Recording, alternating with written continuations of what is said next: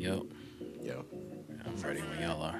All right, give me 5 seconds. 5, 4, 3, 2. I knew it. I knew somebody was going to do that. Yeah, come on, bro. Yo, what's going on? This is the Highly Advised Podcast. This is Relax and Nilji _Jackson, and I am here with my amigos and compadres yet again on a Monday night. How are you guys doing? This is episode 66 in this bitch. How are you guys feeling?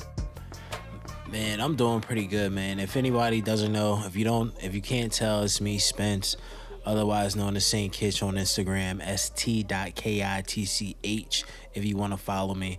But I can't really complain, man. I'm doing pretty good. Oh yeah, I do want people to do one thing for me though, to make me feel even better, is to actually follow us on Instagram at the Highly Advised Podcast, or you could also follow us on Twitter at Advised Highly. And more than likely, because you're probably enjoying the audio, you might want to see what we look like at the same time. Look us up on YouTube at the Highly Advised Podcast. But that's if you want to make me feel better. I think they want to. They don't. I mean, Lyle tells them typically what happens if they don't. So. Oh, that's right. What's up, everybody? It's your boy, Big Cozy 2 Cozy. Make sure you follow me on Instagram at Big Cozy 2 Cozy.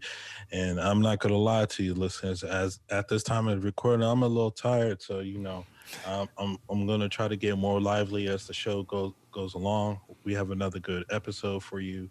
Make sure you follow us, as what Spence was telling y'all to follow us, where to follow us at, and if you guys don't, then I just don't think we should give you a show today. Just stop recording. No broken necks, no nothing like that. We're just not going to do it. It's like, man, it's like, I don't know if that's worse or better than what Kanye did to everybody on Friday, man. Yeah. Yeah. You know what's hype funny? and no album. I'm not even mad at it because it's like, you said it to me, I said it to Lyle. Like, is there anything more Kanye than what he did this past week? There's not, man. Like, how can you be mad at him? How can you not expect Kanye to do Kanye things? The fact that Kanye is a verb, like someone to be a Kanye, verb, adjective, and noun, like it's taken on its own life. Like, as a person that was able to be there as a representative of the Highly Advised Podcast, it was the most baffling thing I've ever seen in my life.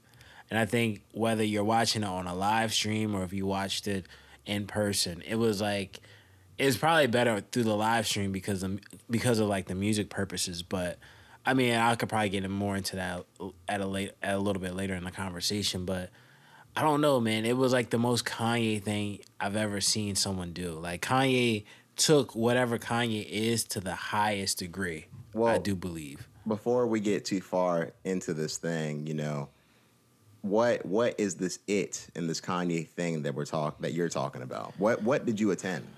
So Kanye West, he gave the people the luxury of actually doing a live listening event at the Mercedes-Benz Stadium. Where is the Mercedes-Benz Stadium for the idiots? For those who don't know, it's in Atlanta, Georgia. So he pretty much brought out the whole city. Okay. And I mean, I don't even know where to jump in at in terms of this conversation, because it's like I could tell you piece by piece, but we would be here all day. Let's start from the beginning. Earlier in the week, what happened? Yo, listen, earlier in the week. Yeah, go ahead. You're excited. See, look. Yo, listen. That's why we're starting there. So earlier in the week, randomly got a, like, you know how you'll go on Instagram or whatever, blah, blah, blah. So I'm like on my lunch and I get someone shoots me an email, not an email, but DMs me a post from Pusha T. Kanye West, Mercedes-Benz Stadium, listening event, 8:00 p.m. Automatically, as a longtime Kanye fan, I'm questioning what, where, how, when, how much can I go? Luckily, later that day, I just happened to go on Twitter, probably that afternoon after work, and I was so amused just reading through the comments. Hey, if you want to get a ticket, they still have tickets online on Ticketmaster. So luckily, I I've been to enough live events that me and Ticketmaster have some type of relationship. So, you know, I said, yo, Spence, highly advised pod, you know, let me right through the big cozy treatment. Exactly. The forever relaxed. Now we're talking. You feel me? So they let me right through. I didn't even stand in line. I didn't even stand in line for 10 seconds. They just saw, hey, let me right in. Get the ticket. Afterwards, I send it to people. I send a link. Yo, da-da-da. First and foremost, I told all my friends. I called my mom like I just won the lottery. Like, yo, I just did it. What you do? I just did it. I got the ticket for Kanye. It felt like, I was like, okay, this must be like the desire and the high that the stands feel for fashion when it comes to buying some exclusive Supreme or even some Yeezys that are like 1020s or 950s, whatever Kanye's got, whatever the new number is. So this was Tuesday, correct? Yes. So Tuesday. how long until we get to Thursday? No, this was Monday. Okay. Oh, okay. So we got a ways to go. This is how the week started. Okay, we got to get to Thursday. Yeah, so I'm just saying we got to get there. so like I can just put the next 2 days in a one sentence. Every day I woke up, I thought it was time to go to the concert. Okay. So that's Tuesday, that's Wednesday, and boom, we're here. All right. Thursday. All right, here we go. Wake This is what up. we've been waiting for. Yeah, wake up. Well, listen, don't worry, I got you. All right. I wake up. So after, like I said, when I said on Monday, I sent it to some people I knew. Some people said they were going. Cool, link up with them. When Thursday gets here, hey, da-da-da, we gonna link up. Cool, bet. Time to clock out of work, clock out, get dressed. I hit the streets for the night. Got there, and the whole time you're talking about like what type of Kanye are we getting, blah, blah, blah. Get there. Now, I'm just kind of speeding it up so we can get straight to the event. So, get there. As you're walking to the stadium, you're seeing people with Yeezys on. It literally looked like it was like anybody that had any paraphernalia of Kanye West wore it. Whether it was a bootleg T-shirt, whether it was an authentic thing. There were people selling Yeezys in the parking lot. This is how crazy it was. Get through the gates in the stadium. Of course, Kanye has merch like anybody else. Been to concerts before. You might have a little line, nothing crazy. There's a line wrapped around like a zigzag, like a snake, just to get the merch. Merch is like $120 a T-shirt for a $5.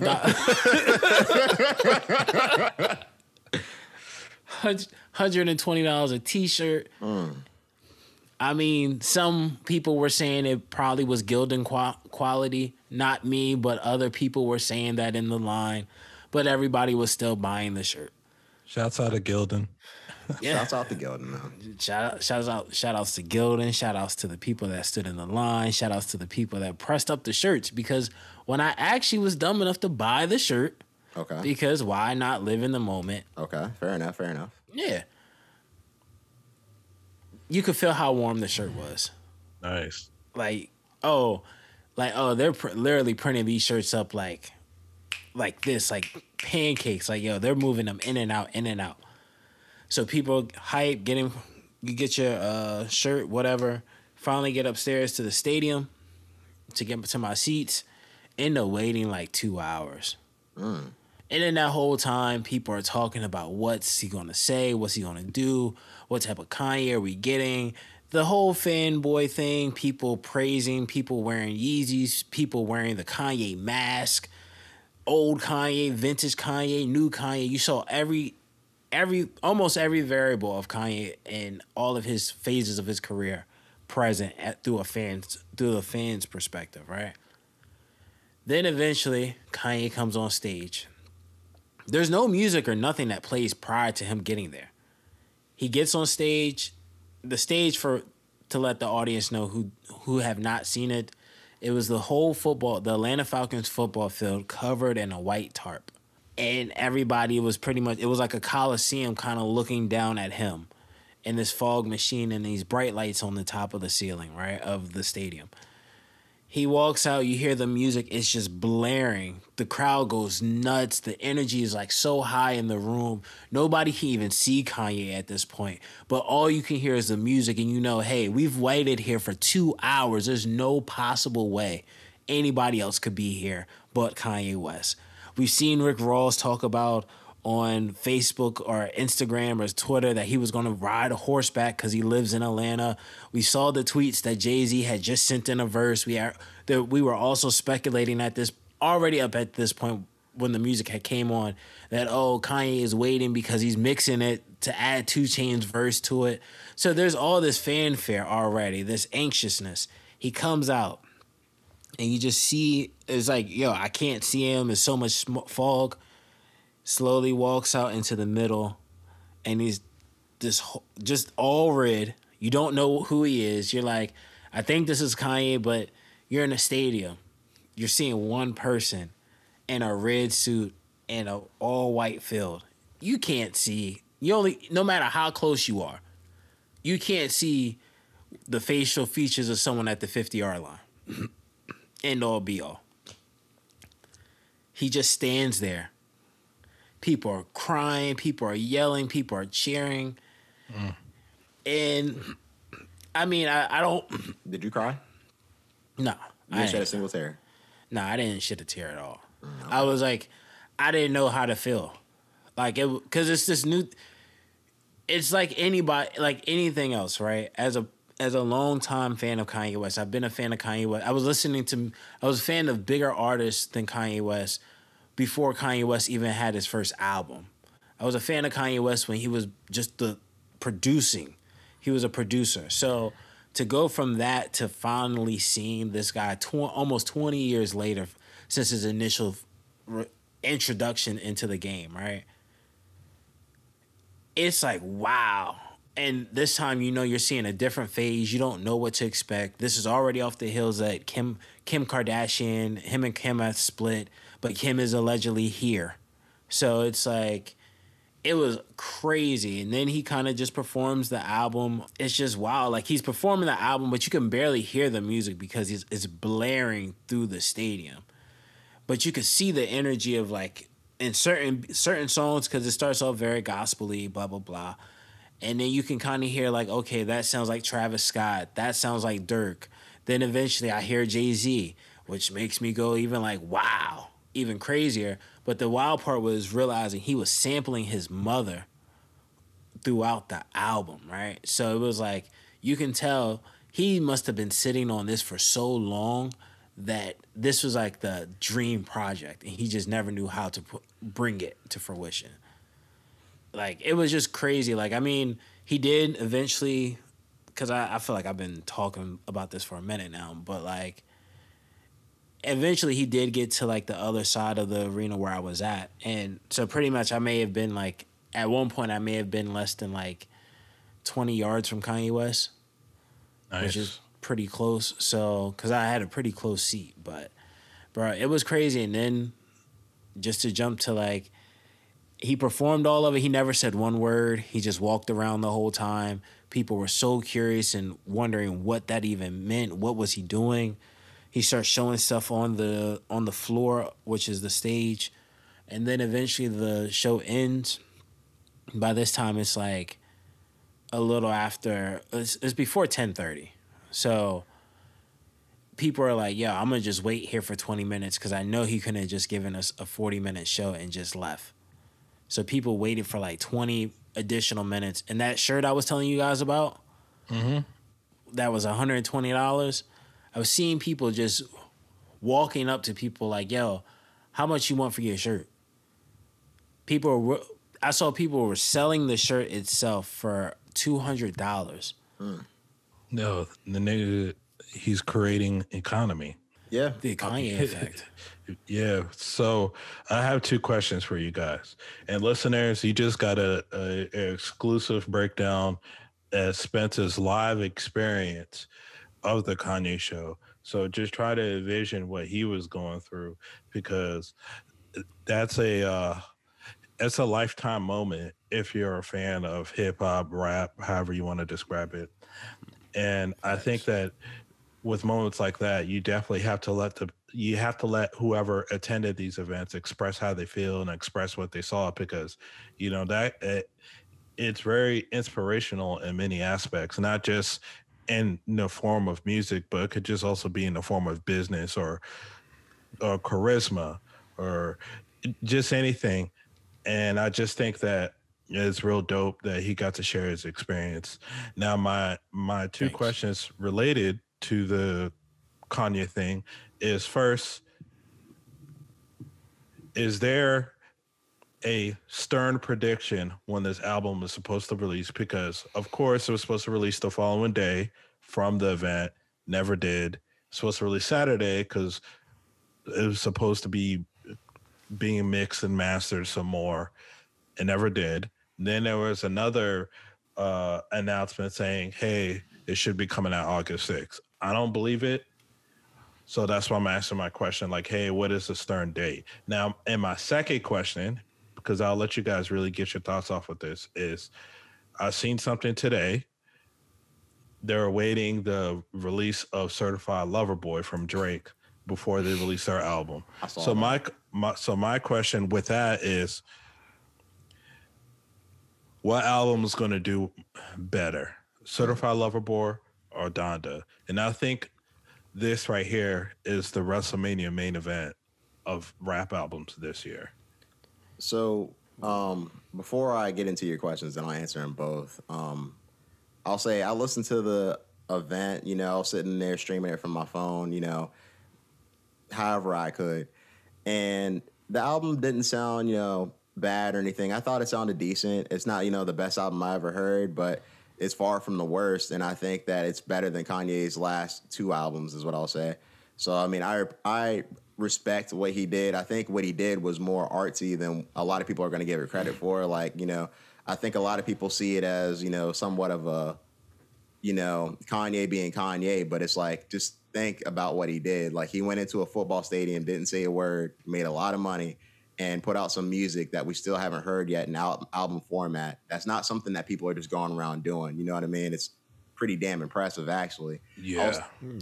While Spence was talking, he said that, and I don't know why I didn't think about it, but, this album being for his mother who passed, like, he probably had this album for a long time, and I'm not sure if y'all have ever tried to write an album for somebody who's passed away before.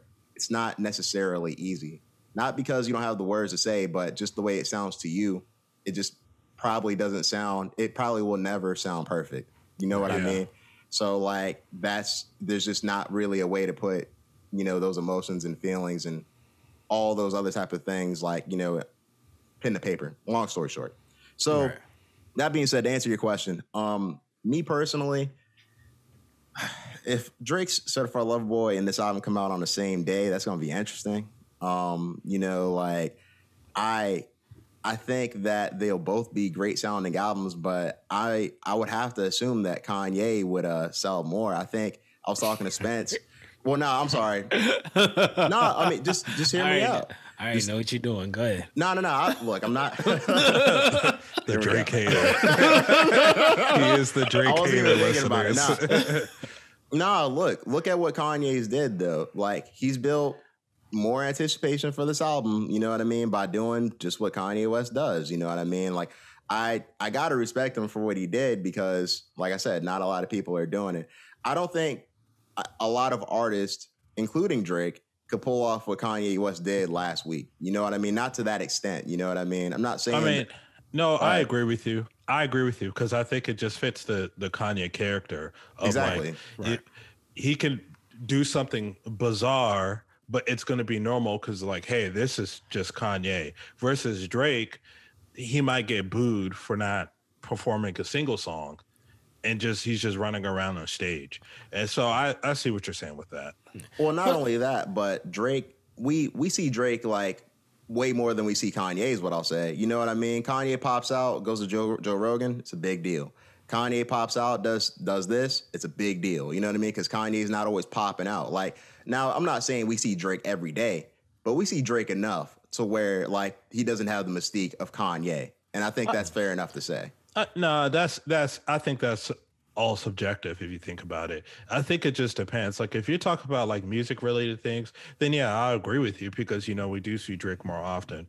But if we see Drake on Joe Rogan, I guarantee the internet would definitely talk about that shit. No, of course. I'm not saying that, but I'm saying that when Kanye pops out, it's always a big deal. Not saying that when Drake does it, it's not. I'm just saying that this is a little different because of who Kanye West is. Like you said, the character of Kanye, all the stuff. Like, we don't know what to expect from Kanye. We're all going to be watching our screens to see what he's going to do, what he's going to say, just all that. And I can't remember your second question, if I'm being honest. Well, that you just answered the second question. The first question is, when do you think, not Certified Lover Boy, but when do you think Donda will actually release? I don't know. We'll see. That's my answer. Like, I don't know. I agree with you in this one, where I don't think Drake could do the same thing. And I say that only because I think most people look at Drake as a rapper, right? We look at Drake as a rapper, and we look at Kanye as a artist, more of, right? So anything that Kanye does, we look at it from anything that Kanye does, we've learned to look at it from an experimental point of view for the most part, right? Where if it's the whoopity scoop, poopity poop mess, or if it's even like a Yeezus album, where even the way he rolled that album out, where he just pulled up to a random spot in New York, I believe, and just did a random screening on like a random brick wall, right? And I think it was for like New Slaves. Like, anything that Kanye does, we always understand. I'll say this: his approach to him providing us with music, right, is normally looked at it through an artistic approach compared to Drake. Like Drake, and I think because of that, I think with Drake, if he was to go and stand somewhere, it would just look really weird nonetheless. That's just my opinion on like what you were saying, really. In terms of when I think it's going to release, it's a rumor that, like you said, like August 6th or like 2 weeks from now, something to that nature. I don't really know. Kanye is allegedly right now living in the Mercedes-Benz Stadium until he finishes the album. So who knows what that means? That could mean him being I don't really see him staying in that stadium that long, just because financially it's dope, like from an ideal standpoint, but it's not. I don't really see that being something he'll do long term. So probably like a week or two. Hopefully he just doesn't do it in the wrong fashion where he ends up losing the hype around his album. And when it comes to the release for CLB, I don't know, man. I don't think he's really waiting for Drake. Allegedly, they've already patched things up. Supposedly. Yeah, allegedly, like they've patched things up, and even if they didn't, Kanye is the person we know as the living album person, right? The person that created that. There's nothing for him to say, okay, if Drake said something about me on his album after I released my album, I'll just add another song to the album, or I'll add another verse to a song on the album to diss Drake. Like, I don't know. I just don't put that past Kanye. So, but I will say this. The album that I will be ready for now that this was performed is because on Jay-Z's verse, he does hint that there may be a Watch the Throne too. So hopefully we get that, which is going to be very interesting when it comes to Jay-Z putting out albums and not being solo projects for a while. I'm excited for both Certified Lover Boy and Donda. I think those two are going to be the most anticipated rap albums of the year now. And shouts out to Kanye. I like to say he did it again to grab the attention of the fans and the listeners. So shouts out to him. But Kanye West wasn't the only one that had a big musical event this past weekend. Well, yeah. Rolling Loud 2021 in Miami, Florida, they also had a big event. And the event was so big, not only had all the popular artists and some big underground artists, they even had something like a little collaboration with the WWE where they hosted a couple wrestling matches on there. That's really? Yeah, so they're trying to do it big for their big return with crowds, post-pandemic. And I saw a bunch of highlights, and it looked like the crowd was definitely excited to be there. There were some performers, and I don't know if you guys really want to name them, but there were some performers where they weren't making the crowd move. But there was definitely some performers where the crowd was just ecstatic to be there. Like, of course, everybody goes crazy with the Travis Scott. I saw the crowd going crazy for him. I saw the crowd going crazy for A$AP Rocky as well. It just goes to show A$AP Rocky, even though he put out that crap album called Testing, True, the fans still love and adore him. And I guess the teases of him coming out with another album, I guess fans are starting to believe in him again. Yeah, and the same way they believe in Tory Lanez. like about to say Young Blue. Who? Young Blue. Was he at Rolling Loud? Oh, probably so. He's like one of the biggest artists right now, probably. Yeah. But that's a story for another day. Did you guys? Old man syndrome, man. It is what it is. Old man syndrome, yo. What did you guys think of the clips or whatever being shown at Rolling Loud? I mean, I think festivals are dope. You know what I mean? Personally, I'm excited to go to one. I might go to what do they call the one in Philly? Roots Picnic? No, not the Roots Made Picnic. in I would go there. America. Yeah. Made in America, I would go to as well. But That's I mean, really good. I want to go to a festival. It's time, man. Like, you know what I mean? Firefly is cool, but their lineup's fucking trash this year. I'm not going there. I might go there for like a day and see like one performance, but otherwise, I don't plan on being there. I don't know what's going on with that, but they need to fix that shit. But that being said, though, I would like to go to a festival, and shouts out to everybody that went to Rolling Loud, had a good time, and hopefully didn't get arrested because they are arresting everybody. Yeah. Oh, really? Yes. Oh, wow. Nah, I didn't hear about that part, but nah. I mean, I thought from what I saw Rolling Loud, the clips, it looked pretty cool. It did make me excited to go to another festival as well. Made in America is really good. I think you'll like it. Nigel, trust me. Thank you. But yeah, I think to me, I think one of the more interesting parts of that whole thing was actually, well, Rico Nasty. I think she had a really great set. Shouts out to her. Yeah, DMV. Shouts out to her. Definitely shouts out to her. And I thought the baby bringing out Tory Lanez, which was very interesting, knowing all the drama and the Pictionary fiction ideas that people have in their heads of like these artists really being friends, because that kind of set off this whole wave on Twitter in terms of having Meg trending, her boyfriend trending, Tory trending, the baby trending. Like, I don't know. I don't really have an opinion on the whole thing other than what I've said so far. But yeah, I mean, other than that, I think that was probably like one of the more eye-catching experiences or performances from last night. Or not last night, but from Rolling Loud. So, but I mean, I don't know. It's very interesting though, seeing how like certain artists artists just progress into getting to these positions. Especially like when you look at like what's the girl's name? Rico Nasty. Like when I was talking about her, I remember before like barely any artist would talk about someone like her. And then like she slowly gained popularity to this point where it's like she's like the rock star chick of rap to some extent, right? So it's pretty interesting seeing how that goes. I know the chick I'm really more impressed by right now is Dr. Dre's like divorced wife, though. Oh wow, you're impressed by her? Yeah. Inform the listeners. She pulled it off. Huh? That's why he's impressed. She pulled one out. He's trying to get at her. That's what it is. Hey, listen, man. She's She's bringing a sugar mom. What is she getting? Like $300,000 a month, and you don't even got to marry her. Better yet, she won't marry you. Yeah, it would be against her interest to ever get married. Yes, it would.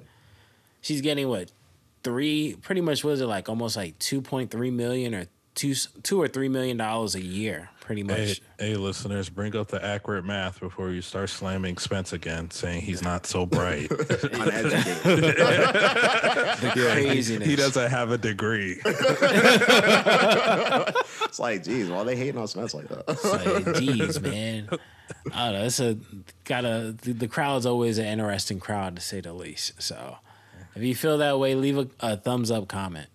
Yeah. So, I mean, with Dr. Dre's wife, I see this, and you know, I have my feelings about the way they handle divorces and things like that. Like, you know, does she really need $3 million a month to live? Or $3 million a year. Okay, a year. Whatever. Does she need that? Not so bright, man. Yeah. Oh, yeah, you're right. Does she need that to live her life for the rest of her life? You know what I mean? Does anybody need that type of money? Do they need it? You know what I mean? Well, No. I mean, she's not going to be an Uber driver. Like, I don't give a fuck what she does. Does she need $3 million a year? I mean, she was living like that before. Right. So look, here's my opinion, right? If she, for whatever reason, doesn't want to be with Dr. Dre for the rest of her life, cool. There's nothing wrong with that. I don't know her relationship. I don't know none of that. But there are things that came with that relationship. It just is what it is. You know what I mean?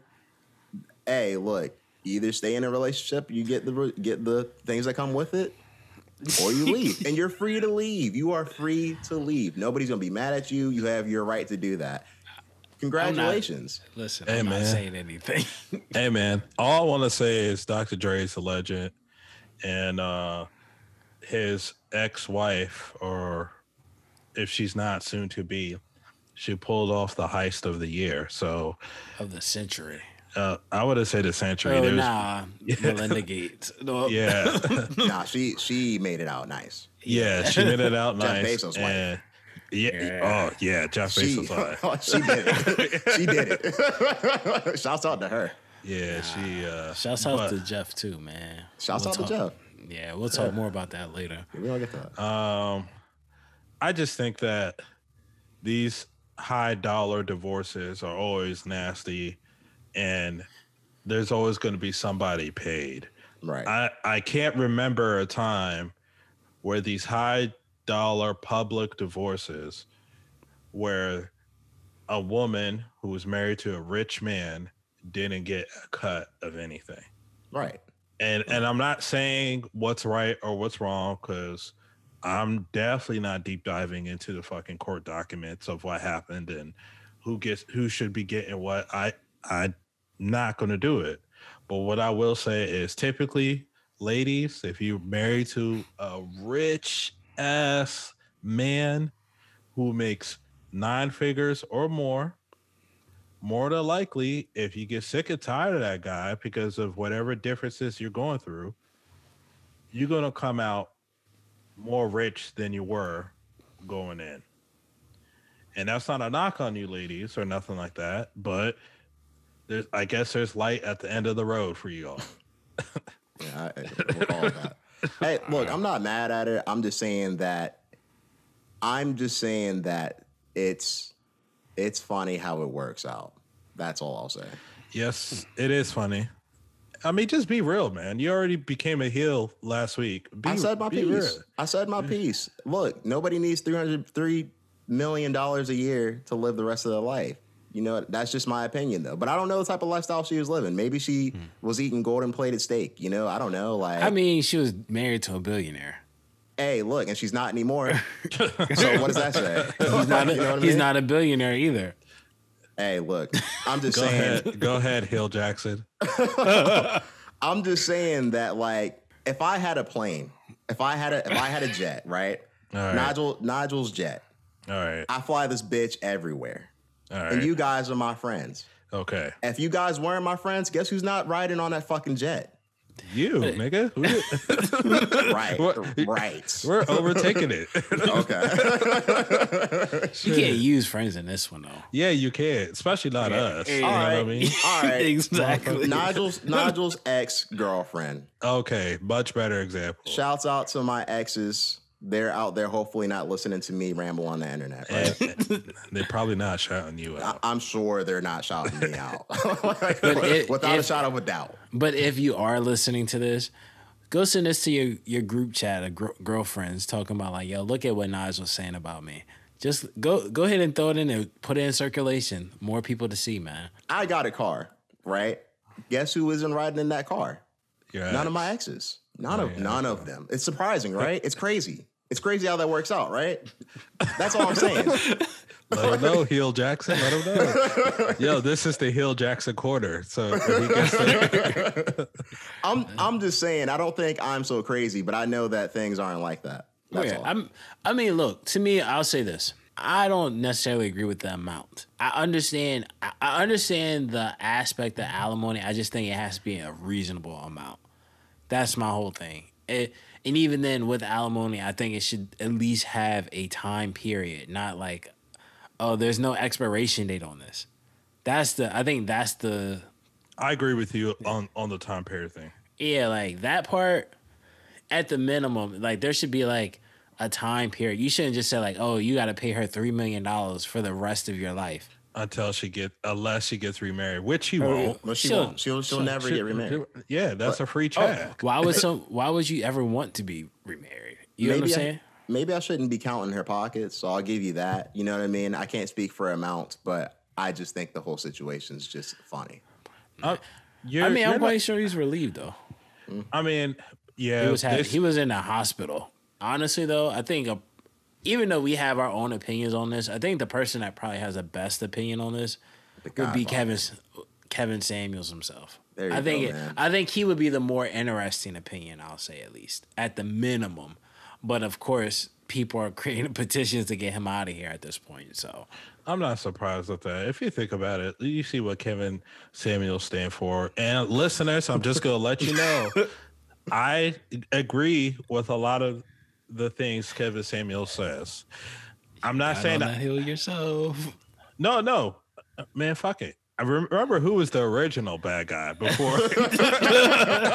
So hear me out though. Okay. So me and Nigel, we have sat down and watched some Kevin Samuels videos, not so much to fanboy over the nigga, but to be like, okay, let's see what this nigga is actually talking about.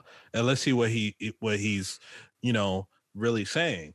Now, as I agree with the shit majority of the shit he's saying, the guy does have a flawed logic. The guy has said things that are wrong. Right. So this guy is not 100% correct in everything he's saying. And this is coming from a man who likes Kevin Samuels. You know what I mean? Like, I like his videos. I think they're entertaining. But, I'm not surprised that this guy is going to get a petition to have it removed from social media, YouTube, et cetera, et cetera. I look at it as just like his target audience is not the victim audience, I should say. And I'm not saying that these women are victims of their situations or scenarios, but like majority of his videos, if you watch Kevin Samuels, the women that he's talking about, they're kind of like, hey, they're the targets of his discussion. Not targets in a sense of like he's trying to uplift them and promote them to be better what they are, but like, hey, this is the problem with a lot of men in these relationships. Now, he does go hard on men too, but that's never glorified or presented, because there's always the shit with the women that they love to show and portray and make memes and short videos out of. So I just think that I'm not surprised about it. I wouldn't be surprised if any of the women that I know, shouts out to all the women that I know, you are the first ones to sign this petition. I'm not. I'm not even surprised if some guys signed this petition, because you do have some simps and you do have some herbs. And shouts out to the simps and herbs, because there's a community for you guys. The world needs the simps and herbs, man. They do exist. They do, exactly. So I'm not surprised by this. Shouts out to the women and shouts out to the simps and herbs. I mean, I'll say this, right? I just think that we all have the right to have any type of open forum that we choose to have, right? And I think the only way I would justify a petition of an open forum through a live stream on somebody's particular channel that people sign up for to actually involve themselves with is if it was involuntary. This is all voluntary. Every person that calls into that show, That's true. they make their own choice. He even sets up rules for people. Hey, if you want to be on my show, you need to be on your webcam, or you need to be doing this. And nothing that's like salacious. Just like, yo, I need you if you're going to be on my show, these are the guidelines of my show. The same way we look at Jerry Springer at one point, right?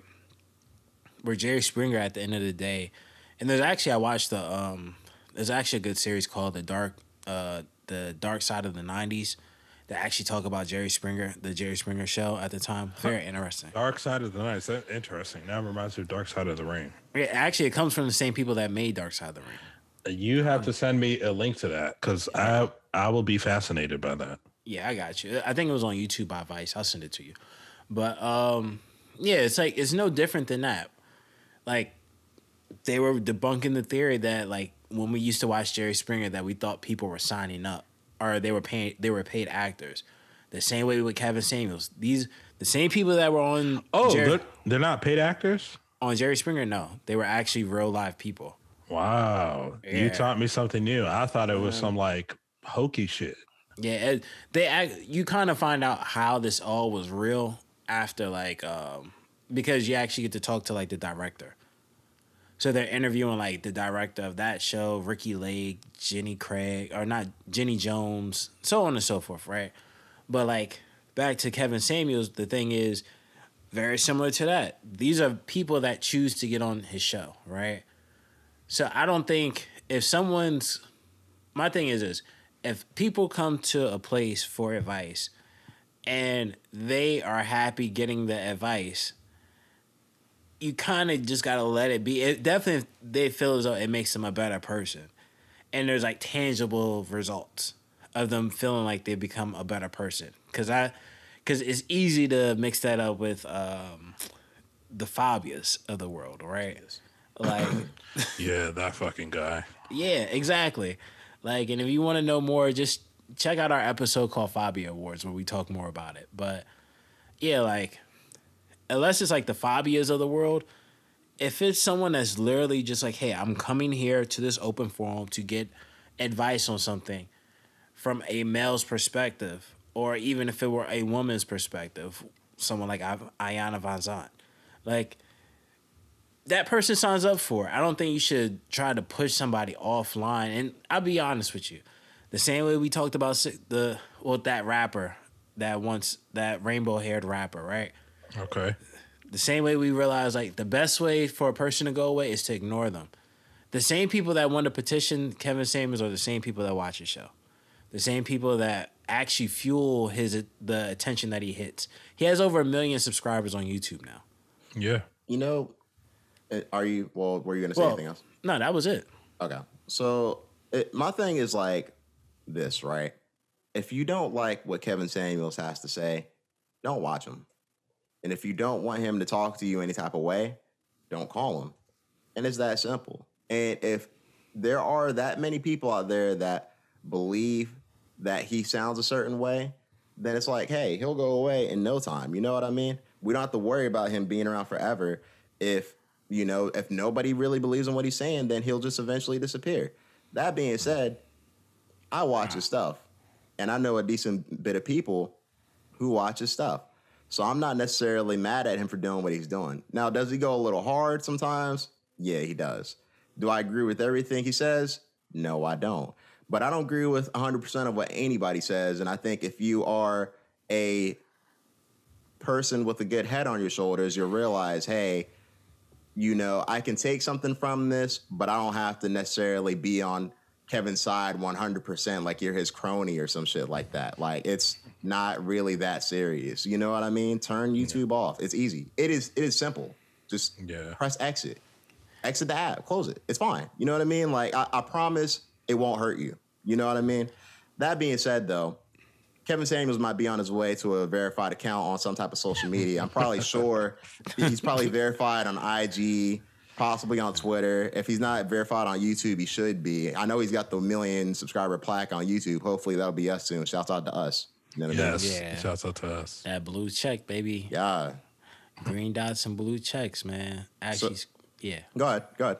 Well, no, I was just gonna say like it's nothing but more money and blue checks at the end of the day. Like at the end, when it comes to like him becoming a verified or just verified accounts in general, so it's like it can always be a plus, and I'm quite sure he's not paying for it. So Now, are there people actually paying for verified accounts? I heard that there's some type of news. I'm not sure what's going on. Well, I actually I don't know how you can pay for a verified account, and nor I don't really care for the podcast page. If we could get verified, that would be awesome. But for like my personal page, you know, I don't care. So, but I did see something on Instagram where I think, if I'm not mistaken, and definitely correct me if I'm wrong, guys, and listeners and commenters. But I seen something where someone was talking about that they might make people get IDs and prove that it's actually them on Instagram or other social media platforms. Meaning like no more burner accounts, no more trolling accounts, et cetera, meme pages, whatever. And I think that's very interesting because it's like it can come off as another form of control, but also I don't know how people are going to be so willing to be like, yeah, I can provide my ID so I can actually have a social media account. I think people will. It won't be easy initially. I do agree there, but I mean, let's just call a spade a spade. Like there was a moment in time in life that most of us remember, especially if you had like a particular type of phone, that, oh, you can unlock your phone with your fingerprint, or oh, you can unlock your phone with facial recognition, and Right. people were so against that. And then eventually it's like, oh yeah, I have my face on a filter that scans all of your facial features. Like people slowly but surely get used to it. I think it would just be something that they would have. It would be slowly ingrained into like people's like everyday thing. Like I think it's something that can happen. It would just take the right. It would just have to take a right amount of time. It's not something that can happen in like 6 months. Me personally, I don't feel like people are going to be very excited to do this, and I'm sure like they could possibly make this a thing, but just like how there's fake IDs to get into the club, there's going to be fake ways to get around these verified accounts, and people are going to find a way, and they're going to do that. So I mean, me personally, I don't really, see it really changing anything too much. I think it's, a way to try to get people to actually prove who they are, but there's always a way around something. You know what I mean? Like this, it could be a nice little thing, for some reason or for some people, but it won't last for long. So do you think so let's just say like, okay, starting tomorrow, that's the only way to use social media, right? Okay. Do you think it's good for the overall social media if they're getting rid of meme accounts and they're getting rid of all these extra accounts, and it's just people that are on social media are people that, like, we once had it back in the day where it was just a person who was themselves uploaded a profile? Nah, memes make the world go round, and memes also are a way that people make money. You know what I mean? And they're a way that people promote their shit. So I don't think that they're in a rush to have people get off their platforms and whatnot. I think if a platform does this, let's say Facebook is the first one to do it because they just say, hey, if people leave Facebook, then they leave Facebook. Then we'll see real quick as to if everybody else is going to follow it. Because if people just stop using that shit, not a lot of people are going to be in a rush to join that bandwagon. You remember Tumblr? Yep, I remember Tumblr. You remember when they took all the porn off of it? I was off Tumblr by then, but I heard it. Do you remember that, Nigel? Because a lot of people do. Wow. Okay. a lot of people do, and a lot of people don't use Tumblr anymore. I can't. Okay. Do you hear about anybody using Tumblr? I remember Tumblr. I don't remember the explicit stuff that you're talking about. There was a lot of explicit stuff on Tumblr a few years ago, and because of you were deep diving into it. Because of how they did it a few years ago, they decided to take all of the explicit content off of Tumblr, and now it's one of the past social medias that don't really get talked about anymore. Like MySpace. Like MySpace. Well, heck, they were trying to do that with they're in the process of doing something like that with OnlyFans. Hey, man, I mean, that's a little different, though. I mean, it's not like you can, OnlyFans is like mainly paywall shit. Yeah, I mean, primarily, yeah. Yeah. So while the other shit that Nigel's talking about, especially the thing that he was very a fan of Tumblr, that it was more like public. Got you. Public domain. Yeah. Got you. I mean, I think if they were to do something like this would just it would only be able to be done on like the biggest platform, right? Okay. And that's the only way. I think it would have to be on the biggest platforms, and it would just have to happen like simultaneously. Like it couldn't be like Twitter just chooses to do this and Instagram doesn't. So then, because we all know how this whole thing works, one platform does something really well, or they start lagging in a certain area, the other platform picks up where what the people want more. So if they were to do this stuff like in unison, I think it could work. I don't think it's. I think if I agree with what you're saying though, with like meme accounts and stuff. Like I think with meme accounts, it's idea that you want to have stuff like this, because I mean, heck, even seeing someone like Giannis, right? He finally wins his NBA championship, and I'm quite sure there's meme accounts all over the place of this. You get what I mean? Like, of just his celebrations, or even like the sorry looks, or even heck the when we talked about it last week, when they were asking Devin Booker about how Chris Paul felt. Like, there's memes of all of that stuff. Like, you can't go without that. Well, well, go ahead, Nigel. I'll let you finish it. You're right about the meme shit. I mean, look at the shit with Blue Origins, with what Jeff Bezos was saying. While he was joking around about his employees and the customers paying for his trip. Unlike some people, I'm part of the crowd that I actually didn't find it funny, because I looked at it as like, listeners, here's a little history lesson. Me and Nigel, we used to be Amazon employees many moons ago when we were still trying to find our way to where we're at now. And we fucking hated working at the Amazon warehouse. We hated it. We were grateful to be there. Because it was a job, but just be careful, man. We were grateful to be there as a job, but we knew that it wasn't something that we wanted to do, be at the warehouse level. We're not saying that Amazon as a company was terrible or Amazon sucks. We just didn't want to fucking work at the warehouse. Boom. And I feel like that while working there, I always knew it was like, man, I want to do something more than fucking throw boxes in a truck. And I understand that every position is very important, and everything kind of makes the whole system move. But I didn't want to be working in a warehouse, and I have every right to feel that way. I'm not going to be PC about that shit. So when he came out and said what he said, I just thought that I was like, wow, I can only imagine some of the people, how they feel about that, especially when the news coming out where he gave $100 million to two people who are already fucking rich. And that $100 million, I'm not telling how he should be handling his money or nothing like that. But like, I think a lot of people would have been a much more appreciative if he didn't give it to people who were rich. And I think that him doing what he did, I'm not mad at him going off to space. You're a billionaire. If you want to take adventures to space because you want to be the first man on a planet or first man somewhere, go for it. You got the funds, you got the resources, you got the access. Definitely do it. I'm not mad at him that. I just don't like the fact I'm like, dude, you super rich and you're making a joke about these employees who don't make a fraction of what you make every second. And like that, I just didn't find that funny. So here's my thing about the whole thing, right? Like I saw a lot of people saying like, oh, Jeff Bezos is, the Lex Luthor, Jeff Bezos with his evil laugh and da-da-da-da-da. Like, if the motherfucker wants to go into space, let him. You know what I mean? Like, if he truly has the money for it, then let him do that shit. That's why I see it. I really don't care that he did that. And I think, shouts out to him for doing that.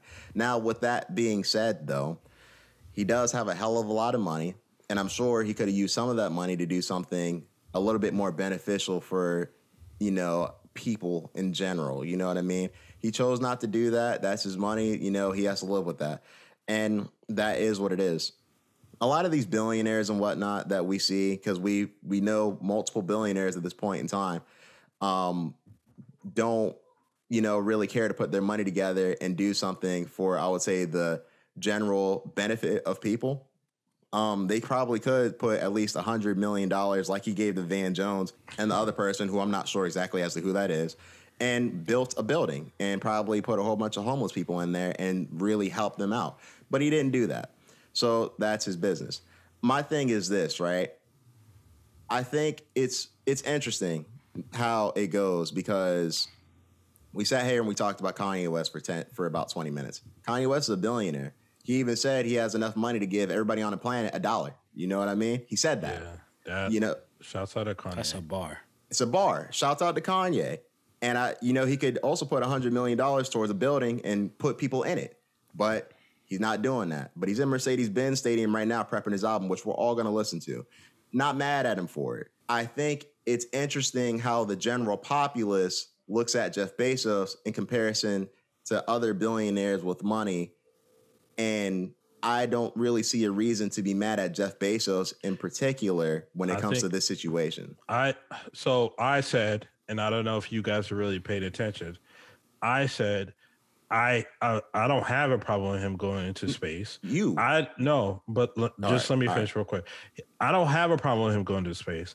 I think if he wants to do that and he can do it, definitely go do it. You created that financial freedom for you to do practically whatever you want. Now, what I just didn't agree with him was making a joke about the shit. And I don't think it was like, whether it's supposed to be a lighthearted joke or not, but like, there's a lot of people, and Nigel, this like I do, where they're working at Amazon warehouse and they're not making the money to take care of their families. And whatever their situation or reason why they can't do it is fine, but they're definitely not making nowhere near Jeff Bezos' money. They're not even making the money of the general manager of the warehouse. Absolutely. So I feel like him making a joke saying like, yeah, I got here through the strength off of my employees and customers, and everybody laughing about it. And I just think like, I can see why. Yes, exactly. So if people don't like Jeff Bezos for going into space, that's their feelings. They have to wake up and look at the mirror every day about why they hate that so much. I just feel like, hey, just don't crap on your employees that are that are providing the opportunities for you to go off into space. You know what I mean? I guess for me, you can tell that, you can tell how employees are cared for by the way they actually live in their lives. And we weren't living the lives of luxury working at Amazon. I'll put it like that. Well, I'll say this. Congratulations to Jeff Bezos. Despite what many may think, this isn't like something he just chose to pick up. He didn't pick up to choose to do like in the past year or two. This race to space between him, primarily before was, I think it was Jeff Bezos and Elon Musk. Like this has been like as long as we've heard of Elon Musk, he's been competing against Jeff Bezos for this race to space, right? Which ended up actually, I think it was the Virgin Galactic, which actually ended up making it to space before either one of them, which is by Richard Branson. I think for people to get invested into the point where they're not in favor of him traveling to space, I think sometimes that's kind of just from a nearsighted view. If you haven't realized, like, okay, this is something this person's been doing for the longest. And I called it. I called this like earlier this year when he was saying he wanted to stop working. Well, he wanted to step down from his company. And I was like, oh, he's going to devote more of his time into Blue Origin.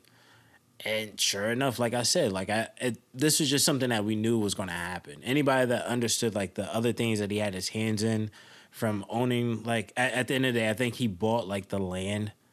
So he has like his own space strip or space area that he does all his testing in. So, I mean, I think congratulations to him. I mean, I understand how some people may not feel as elated as he would for getting to space, especially off the the back and sweats of other, but it's, I don't know, it's one of those things, I guess you could say. So, but that's my take in terms of like Jeff Bezos. Just congratulations to him. And yeah. Congratulations to Jeff Bezos, the number one richest man in the entire world. I wouldn't be surprised if him and Elon become trillionaires, or however the fuck you would say it. Because I mean, those are two innovative fucking people. So they're not just sitting around, thumbs up their ass, collecting money. They're trying to do more shit with their money to make more money. Another success story that has happened, and we're announcing it a little late due to the scheduling of the podcast, is congratulations to the Milwaukee Bucks for winning their first NBA championship in 50 years. Giannis ended up becoming the finals MVP, and he showed out in that final game 6. He dropped 50 points to put a statement, and he did it the hard way. No super team. Him and Chris Middleton been with the Bucks since like 2013. They've been through a lot of shitty years. Then they started getting good, had some heartbreak seasons. Then they finally got it. And they beat a tough team in the Phoenix Suns, where a lot of people were picking the Suns to win in the beginning, including myself. But shouts out to Giannis. I am a Giannis fan. I'm really impressed with Chris Middleton. And shouts out to Drew Holiday for stepping up defensively. What did you guys think of the NBA Finals? As I watched the NBA Finals, I thought Bobby Portis's eyes were about to pop out of his head. That's what I could keep on thinking. But I was pretty impressed by the Bucks and how they played. I think they did a good job. Shouts out to them. I don't see them going back to the finals next year. And I think that Giannis, in order to win again, I think he'll have to actually leave. I just think that a lot of things kind of happened that led up to him getting to the finals and winning. And I'm not mad at him for it. He deserves it. You know what I mean? Like, was playing, balling hard, you know? But that being said, though, I just don't see it happening again. Yeah, I don't know. I'm on the fence of whether or not it'll happen again. I'm not, like we all know, I'm not the biggest in terms of the NBA out of the three of us. But I will say this, congratulations to Giannis. I'm more curious to see if this is the end of the road for Chris Paul. Especially, yeah. I had the same feeling, but I mean, just to see what another season looks like. I think in terms of Giannis, I think there were a lot the travel to the championship in itself wasn't the easiest, especially for the Bucks, because they did have some moments against Brooklyn as well as other teams. So it wasn't the easiest, and that was with a team that wasn't fully staffed with all of the full roster. So I mean, I don't think if they do make it, it's not going to in their quest to make it again. If he stays with the Bucks, I don't think it's going to be the easiest thing, if possible. Especially if he's going against a healthier teams this time next year. So to kind of the whole Brooklyn Nets situation, because I know that's what people are referencing. Fuck that. The Brooklyn Nets, that wasn't a fair team to begin with, and you fucking know it. There's no way that nobody should be beating KD, Kyrie, and James Harden on one fucking team. Shouldn't. Exactly, they shouldn't. So the fact that it was just KD versus the Bucks, that's an even playing field. I hate the fucking excuses of, Kyrie Harden is there. No, fuck that. I mean, if it's the full team, it's the full team, though. No, fuck that, man. That's fucking crazy. That's ridiculous. If we're talking about basketball 10, 15, 20 years ago, there was only 1 to 2 All-Stars outside of the fucking random team with the Celtics and the Heat, because those were the only 2 super teams at the time, and that was the beginning of the super team era. Right. So typically it's supposed to be 1 to 2 superstars on a fucking team. I know. Right? So KD didn't have Kyrie, who's a former NBA champion, superstar. He didn't have James Harden, former fucking like MVP. This motherfucker, it's an even playing field now. It was KD versus Giannis, and Giannis was just the better man in that series. There's nothing wrong with KD. He got his legacy and nothing like that. But I just hate the fact that you're shitting on Giannis, because if you could do that, you could kind of do the same thing to past NBA champions, and we're not. And that'll be another conversation in a debate. But I think the Bucks won fair and square. They did. Yeah. You know what I mean? I don't think anybody's saying they didn't win fair and square. I mean, you only can win against the competition that's in front of you. At the end of the day, I think the reason behind the conversation when it comes to the Nets is just, okay, if you have a team that's practiced with each other the majority of their season, they've gotten to a point where they can play with each other all in unison, or however they figured out a formula that's the successful route for them. And then these two players get injured and can't play in the playoffs. It changes the dynamic of the playing. And I think that's the main reason. That's the main reason why people are saying that. Where it's not to take away from you. If someone gets hurt in the semifinals, that's not your fault. You still had to win. At the end of the day, there's still pressure to win. Definitely when you're down. But I think at the end of the day, the biggest, not a gripe, but the thing that people point out is like, hey, he was able to do it this year. I don't know if he'll be able to do it next year, because if that team is healthy, will he be able to walk past them? I don't think so. And I think that's the main reason. I understand the complaint about super teams, but at the same time, we've kind of gotten into an era where the super team has been normalized. So you can't, at that point, it's not like, because you choose not to have a super team and you're able to get all the way to the chip and win, it automatically doesn't say, okay, we just negate all the other super teams that have came in the past decade, especially. I didn't hear anybody complaining when Kawhi Leonard got injured by that dirty ass center from the Warriors on that first year Kevin Durant won the championship with them. Nobody fucking complained. Oh, well, if Kawhi was there, they would have lost, because Kawhi was cooking them in that West Finals. I don't remember it, so I'm listening to you though. Nobody complained when that dirty ass center stepped on Kawhi's ankle and fucked it up. Yeah, he did. That shit was crazy. Actually, if you saw it, he almost had a Conor McGregor like situation for real. Fucked it up. Yeah, nobody complained. Everybody was just waving the Warriors flag. And I just think it's funny now that the tables have turned and KD has to do the shit on his own. Now there's excuses. Well, he didn't have Kyrie, a superstar, and James Harden, another superstar. But KD's supposed to be the star. So, like, it's just I like KD. I'm a KD fan. Shouts out to him. But it was Giannis's time, man. It good for Giannis. I'm not mad at the Bucks for doing what they did. I'm just not sure if they can repeat it. You know what I mean? Like, it would just be difficult. You know what I mean? I'm not saying you're wrong. You're right.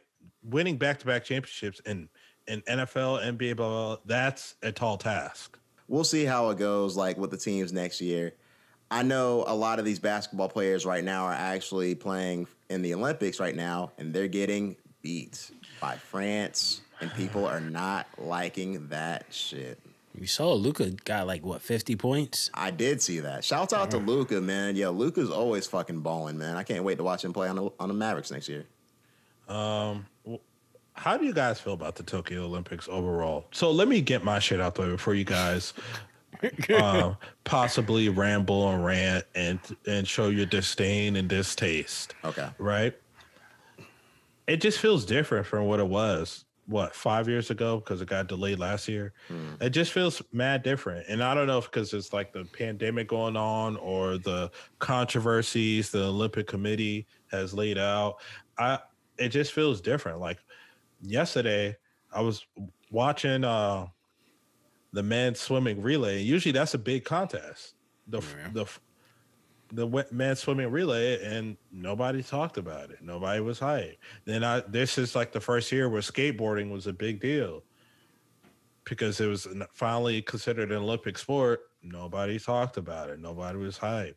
And I was like, why is everything? It just feels like, hey, we're waiting for Simone Biles, and that's it.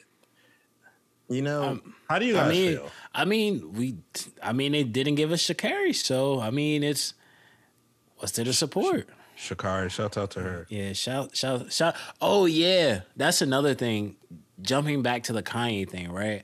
When Kanye released his first single for this event, it was actually a video with Sha'Carri Richardson. Actually, Sha'Carri, man, you gotta say her name correctly.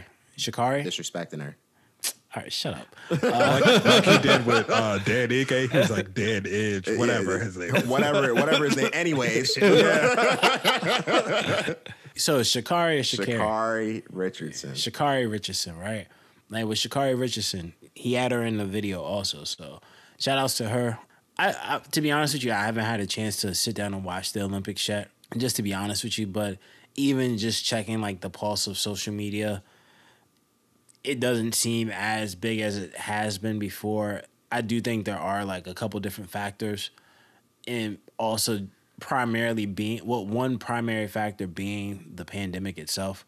People are preparing. Of course, people prepare. These athletes prepare for them, and people that are like super deep in these sports probably prepare to watch them, right? But I think for most people, it's like a casual fan type of thing, a casual fan type of event. And I think this year, because the pandemic pushed everything a year back, it's just like people are still trying to go outside. You know what I mean? And having the desire to be outside and not to be stuck in a house and watch TV or just being stationary somewhere, I think it's also another factor that plays into this whole thing. You know, as I'm watching them and, you know, I'm reading things that are happening about the Olympics here and there, you know, you hear about like certain athletes can't make it and like certain athletes are getting COVID and whatnot. What happened to the ones that disappeared? What do you mean? I think there was two athletes from, I think, heavy powerlifters from Africa. That one had disappeared, I think. I don't know what you're talking about. Yeah, you're breaking news, man. That's crazy. Oh, really? Yeah, it was. Inform us. Well, yeah, I'm not quite sure. I saw something about it last week, or leading up to the Olympics. I think it was one or two powerlifters out of Africa, out of some country in Africa. They just disappeared. Like, they weren't sure they had gotten to the Olympics. I think one didn't qualify, so he was supposed to go back home. And another one, I'm not sure what happened to him, but they just got to Japan and they just disappeared. Well, hopefully they're found, you know what I mean? But like, Alive. Yeah, alive. That's actually kind of unfortunate. Right. But I mean, like as I'm watching the Olympics this year, it just feels like it's like, I don't know, like it shouldn't have happened. Like they should have just canceled the whole thing and just waited, you know what I mean? Or did something. Like I feel like they were like, hey, we're planning to do this in 2021, no matter what, you know, so get out there and do your thing. That's what it feels like the Olympic Committee did. And it just feels like it's just not at full blast, you know what I mean? Yeah. Like nothing really feels as grand as what it is. Like, you know, there's no crowd, you know, like it seems like the excitement, it just isn't there. And it should be because it's the fucking Olympics, you know what I mean? And I understand not every sport, you know, is the peak of I guess that sport. But that being said, though, like the Olympics is always like a big deal. And this year just feels like, oh, we're doing it. So we're doing it because we plan to do it. And next year is the one that the next Olympics is the one that you should really be looking forward to in 2024. That's the one that I'll be like waiting for. Of course, I'm going to watch these ones in 2020 or 2021 because, you know, I'm into it. But, you know, I can't expect the regular everyday person to be into it the way I am. And it doesn't seem like anybody really is. Yeah, I mean, correct me if I'm wrong, but doesn't the Olympics typically start earlier in the summer as well? A little bit. Yeah, I was going to say, I thought it typically started closer to the end of June, if anything. Yeah, the Summer Olympics, man. Yeah. Yeah, so maybe that could also be something that's throwing it off. Because I never remember, like, it literally the Olympics starting and then because the finals are so late also in the summer. So it's like, I've never seen the finals end as the Olympics is, like, just starting. You know what I mean? So. Hey, speaking of the finals in the Olympics, don't you guys say this shit is fucking crazy? Chris Middleton, Drew Holiday, and Devin Booker are fucking playing in the Olympics, the men's Olympics basketball team. Wow. I think crazy. That's crazy. That's like, they love the game because I'm like, yo, you guys just competed in the finals. That's crazy. You just competed in the most important basketball game across the world. Yeah, in basketball. and you're playing for Team USA. Now, shouts out to them because that's their, obviously they're very passionate and they're at the top of their sport. But I thought that was crazy. Yeah, that's crazy. Well, hopefully, if they join the Team USA, they help them win because I know Team USA has been having some has been down on luck when it comes to actually winning within the Olympics. So, shout out to them. Hopefully they can get the job done. Yeah, my eyes would have been peeled if they actually brought like MMA to the Olympics. I wouldn't watch that shit because you know why? Because it's the same thing with boxing, man. Like I feel like it's just scored differently. I have no idea as to how they're going to score things. I have no idea what would count as a takedown. Like we already got judging all messed up in the regular sport of MMA as it is. Like, do you think the Olympics are going to do a better job? Or maybe they might be able to actually do a better job? I was going to say, do you think they would have had the same end result as the Cory Sandhagen and TJ Dillashaw? Had it been the Olympic judges?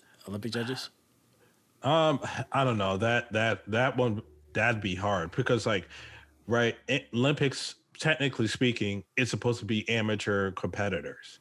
Right? They're not playing for a professional organization. So if you have MMA in the Olympics, just to finish that point, I just think that obviously the rules will have to be much different. All the competitors will have to be padded. You know what I mean? And that would be no fun. Yeah, and they will probably cut some shit out, like, hey, no elbows on the ground or no knees, just shit like that, because it's supposed to be amateurs competing, not professional fighters. Man, listen, if we get to have all-star Hall of Famers play on the Olympic basketball team, I feel like we should have some Hall of Fame talent in MMA. No, and there, I'm not mad at it. And that's why I always thought it was a little weird because, like, Nigel, he was over at my house this past weekend and we were watching boxing. And we noticed the female boxers, they had headgear, which is normal because that's what amateur boxers are supposed to have. But for the men, they didn't have headgear. And I thought that was a little different. Yeah. I thought that was different. So, but to answer your question about the results of the fight, I didn't watch the fight. Wow. Oh, you didn't? You No, call yourself a fan. I am a fan. But I don't know. I'm a fan. Okay, I mean, motherfucker, you don't listen to every rap album. Are you a fan of rap music? I guess you're not. I listen to Young Blues album. I listen to Young Blues album. Did you listen to Young Blues album? No. He's not a rapper. Okay. Spence is Young Blue a rapper. If he goes, Spence. If you go on Apple Music, it's just R&B and soul. Spence is Young Blue a rapper. I'm asking Spence. I want to know Spence's opinion. Is Lil Durk a rapper? Hey, a lot of people think he is a rapper. All right, then. Hey, Cory Sandhagen. Rapid hip hop. Cory Sandhagen should have won on Saturday.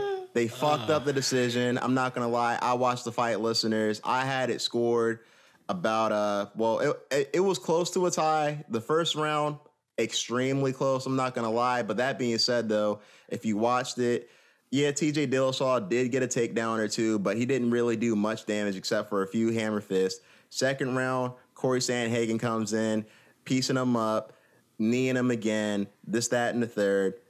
TJ Dillashaw won the third round. But the fourth and the fifth, I would once again give it to Cory Sandhagen because he was getting in, piecing him up, getting out. And yeah, TJ Dillashaw was pushing the pace, but he wasn't really doing any damage. So it's just like, if you just basing it off of, I guess, who was dictating where the fight was going, sure, TJ Dillashaw won. But who was actually getting punched in the face was TJ Dillashaw.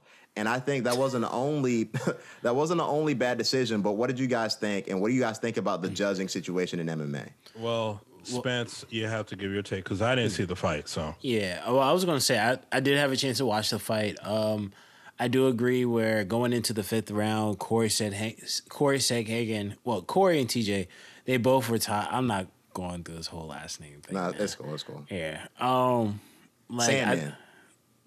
Cory. So yeah, I was about to say, come on, make shit difficult. Sandman's not difficult either. It's like I gotta learn a new name now. Yeah. But nah, so like going into the 5th round, I did have it tied, Cory and TJ, both with 2 rounds. I gave TJ 1 and 3, and I gave Cory 2 and 4. Going into the 5th round, it was quite clear that the thing that was messing Cory up a lot in those rounds that he was losing was that he was trying to do too many extra flares, right? Trying to make himself look better in terms of like pressing I don't know if it was L2 or whatever the taunting button was on like the PS2 controller back in the day for fighting games. But he was doing that to some extent, and he was getting tagged for it and paying for it dearly. In the 5th round, he kind of tightened up from that, and he actually was, like Nigel was saying, he was sticking more to sticking him with a jab, hitting him. Yeah, I don't remember him doing any takedowns or anything significant in terms of takedown wise. I do think that TJ Dillashaw was pushing the pace to some extent. He was catching Cory, but he wasn't catching Cory to the extent that gave him the round. I think a lot of things that they probably were counting on was when he was kind of getting Cory's back and getting him against the cage to get some of these hits off. But overall, I do think Cory should have won the fight. But at the same time, I think it was a great fight at the end of the day. When it's all said and done, it was a great fight for both fighters, especially for TJ Dillashaw as someone who's been off for 2 years. The only thing I do not agree with was post-fight what TJ Dillashaw after winning. In his interview, he did say he wants the next shot at the belt, which I just think is a little absurd, knowing that he was actually out because he was juicing and pretty much on the juice for who knows how long he was actually on it for, and he just got caught with it. So, but other than that, I mean, it was a really great fight. This is a fight I'll probably watch a couple more times this year, just because it was such a competitive fight in terms of like MMA. So, no, it was a good fight, and I can't really take that away from TJ Dillashaw. Like, he did win at the least a couple of rounds, and I'm not gonna hate on him for that. But that being said, though, should he get the next title shot? Absolutely not. I'm not sure exactly as to who I'd like to see him fight next. I know that we were talking in a group chat and somebody had brought up a name or two. I can't remember exactly as to who it was, but that being said, yeah, Rob Font and Cody Garbrandt. And I think, Rob Font will actually be a very interesting one. I see Rob Font going in there and winning that fight, but I mean, I guess that remains to be seen. But him fighting, first of all, they're putting him against Peter Yan for a championship like he already has the belt. He does not. So I think that's, pretty stupid. But that being said, though, I do think that he's put himself in a position to probably win one more fight and then actually be in the title. I wouldn't be surprised if TJ gets the next shot. Here's why. He never lost his title, even though his last fight he got spanked by Cejudo, but that fight was at flyweight. He was pretty much he was the undisputed number one guy at bantamweight ever since he got his title back. And I agree that I don't think TJ should get the next crack of the belt. It should be somebody like a Rob Font, unless they do the title eliminator between him and Rob Font. But I would not be surprised, and you shouldn't be surprised, if TJ gets the next shot, because he is one of the bigger names in the bantamweight division. With that being said, though, will we want to talk about any other MMA news before we move on to anything else? Or because we did get a big announcement, or are we going to wait for that? No, go ahead and say it, motherfucker. You already brought it up. So there was a title fight that was announced, and it is Kamaru Usman versus Colby Covington 2. It will be taking place at UFC 268 in November. What do y'all think about this? Are y'all ready to see his jaw get cracked again? I'm hyped. I'll say it like this, and I'll keep my opinion pretty short. Yeah, I'm excited for this. I can't wait to see it. I hope it's a repeat of what happened the first time. I also hope that Colby Covington comes with the same jaw jacking that he did last time that got him wired shut, unfortunately. Well, fortunately, depending on who you ask, of course. But yeah, I'm actually excited for this fight. I think it was a good fight. Initially, I do think Usman won, and I think Usman's going to do the same fashion. Even you can hear my stuff going off in the background because it's so hype that we know he's going to win this fight. Usman is coming to play. He's not coming to play, and these are actual, like, this is a real rivalry. So, I mean, I'm hoping that Usman wins because I don't really want this to fall into a trilogy. But Colby Covington's no slouch nonetheless. So, but we got Usman over here, though. I hope Usman puts Covington in a coffin. That's what I'm hoping for. That's what I'm praying for. And I hope he Covington and Masvidal can be sleeping in the same graveyard. That's what I'm hoping for. With that being said, I am choosing Usman to win, but I actually think Usman's going to win by decision. I think that Covington is going to come and give him a fight again. And I just think that I don't like Colby Covington. I'm not a fan of the guy at all. I think people are still sleeping on his skills because of much of an asshole that the guy is. And I'm rooting for Usman all the way. Like I said, I think Usman will win the rematch. I just think it's going to be a harder fought rematch because I think Covington, his drive is so much more to prove, that he was the better fighter that night, even though he got his jaw broken. I hope Usman. I hope Usman kills the guy. Not literally take his life, but in the cage, in the octagon, I hope he kills the guy. I hope he beats him. And that's just my early breakdown. As soon as we get close to the fight, listeners, I'll be giving a better breakdown while Usman beats Covington a second time. But something happened this weekend, though. What's that? Rachel Ostovich and Paige VanZant had a fight, and so did Blueface. That's right. That's right. I actually missed the Ostovich VanZant fight. I did watch some clips of it, and congratulations to Rachel Ostovich, of course.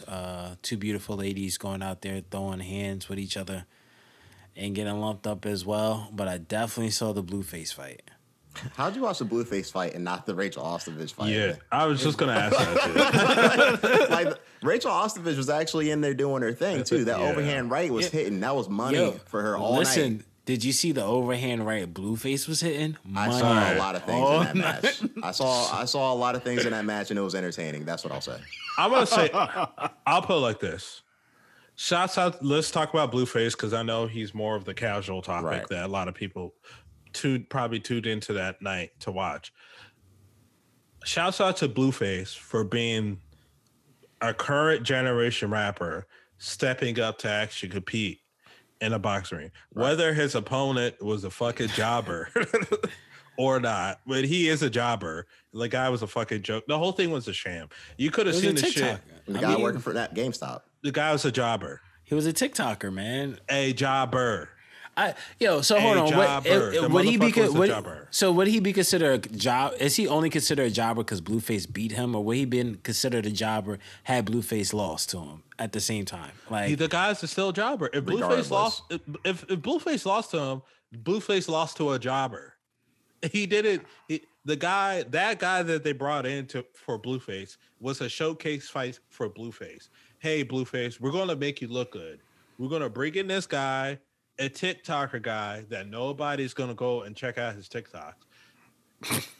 They bring him in so Blueface can look great and good. And I'm happy that Blueface looked great and good because I think this should encourage more rappers who are on tough time to go in a ring or go in the octagon, which we know they never will do. Let's be real. Which they will never will do. But the guy was a jobber. He was brought in to get beat. You saw Blueface spanked him with ease. Then he spanked the fan after that with ease. So I just think that I'm not even mad at Blueface. He got his money. he played the fucking game. So it's not like Blueface was fighting. It's not like Blueface saying, I'm a better boxer than a real boxer. I'm a better boxer than these bare knuckle fighters. I can beat somebody who actually, no, Blueface was like, hey, I want to fight. All right, Blueface, we're going to get you a jobber. We're going to, it's scam and sham all in one place.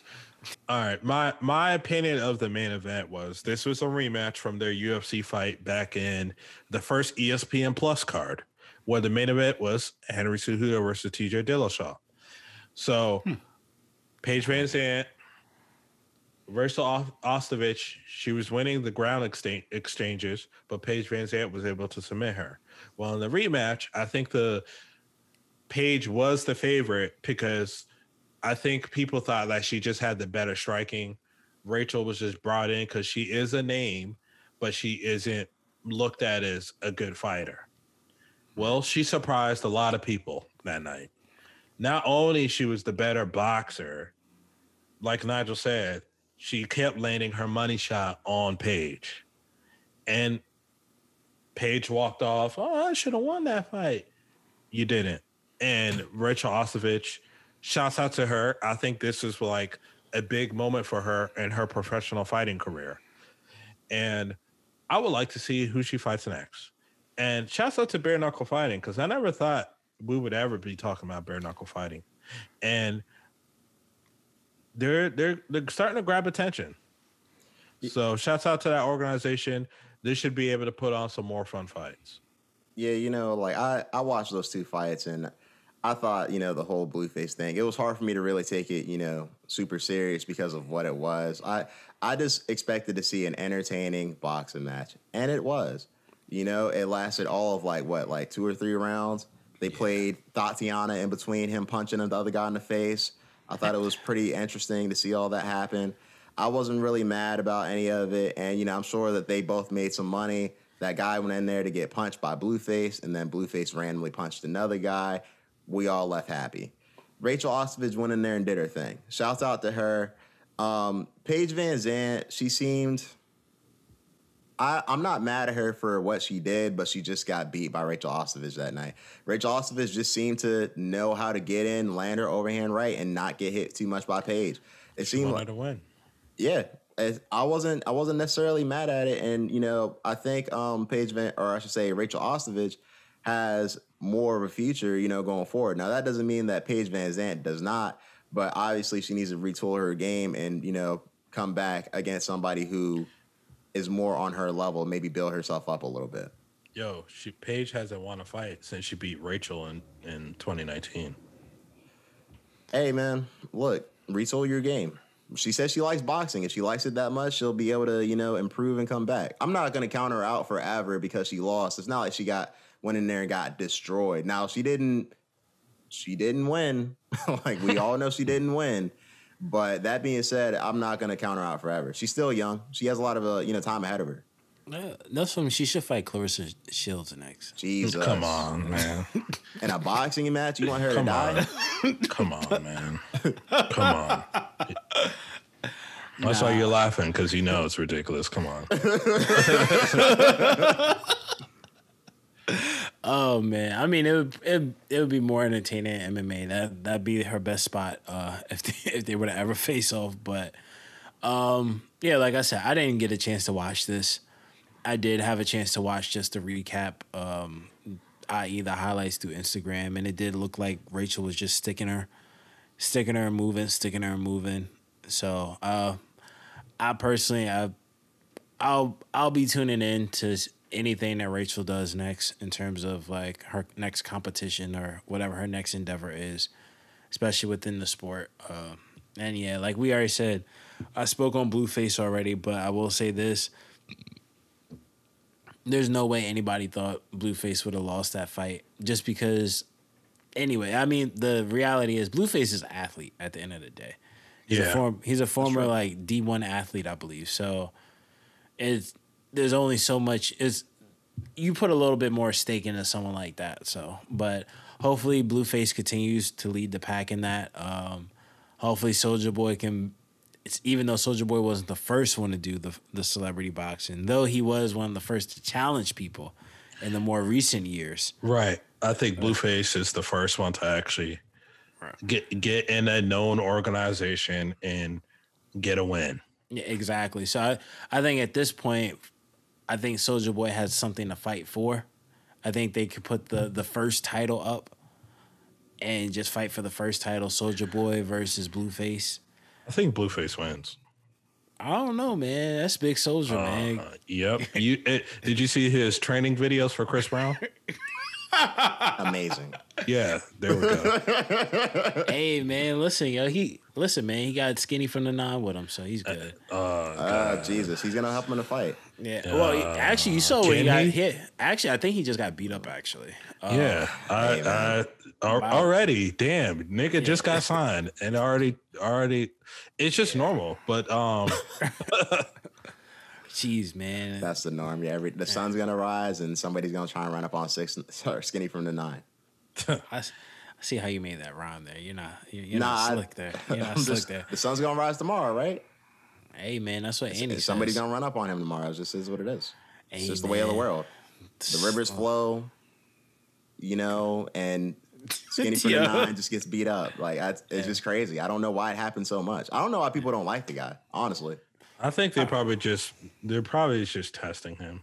That's probably all that shit is. They don't like this guy. They don't think he's a real street guy, and so they're just.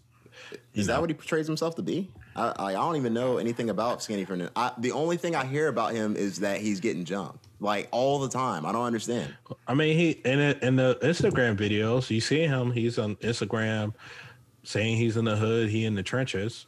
So like that portrays to.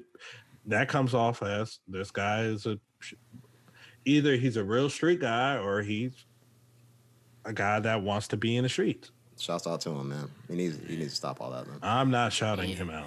Either way, I'll put it this way for the audience. The life you live is based off the decisions you make. That's true. So, and I think those are like some good closing words for the audience unless we have something else to say. I just hope that he smartens up, and if he really wants to be a rapper, focus on his rapping, so this way he could get himself out of dangerous situations. Because being or cool, sign a Blueface. Being cool does is leading him getting to shot and beat up. Maybe if he does stop trying to be cool, maybe he could live a longer life and actually focus on what he claims to be a rapper. Yeah, I don't have anything else to say about Skinny from the 9. Shouts out to him. I wish him nothing but the best. It's hard out here, apparently. Nah, hey man, listen, the boy gotta make rent every month. So where can the listeners follow us at? Oh, if they want to follow us, well, where can they follow you? Well, I mean, to follow me is not a hard thing. It's not a hard thing at all. If you want to follow me, hop on Instagram and go to St. Kitch, st.kitch. But if you want to see more than just me and more of just, my best friends, my brothers, my co-hosts, you can always go on the Instagram for the podcast, which is the Highly Advised Podcast on Instagram. Or, I mean, if you love our faces, always check us out on YouTube at the Highly Advised Podcast. If you want to know what we're thinking via tweet, check us out on Twitter at Advised Highly. So, just a couple places if you want to, just to take it outside of myself. But, I mean, my brother Lau, I'm quite sure you want to tell them your handle in case they want to catch you just intimately in the DMs. Don't go in my DMs, but shouts out to the listeners and shouts out to the fans. You can follow me, the main event, Big Cozy 2 Cozy at Big Cozy 2 Cozy on Instagram. Make sure you follow me there. If you leave comments, cool. Don't go in the DMs. And I'm gonna pass it off to Nigel, motherfucking aka Heel Jackson. Yes.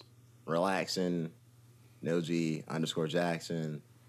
I didn't hear Spence say it, so I'll just say, drink your water. It's hot. It's hot in here right now. Every time I record on a Monday, I'm always sweating. Y'all know y'all see me sweating. My face is glistening with sweat, and I'm not liking it. He rolling right now, man. I'm not. You have been highly advised. Whoa. I wanted to give a little shouts out to everybody that was at my house this past weekend for a special function and a special celebration. Nigel was one of those people.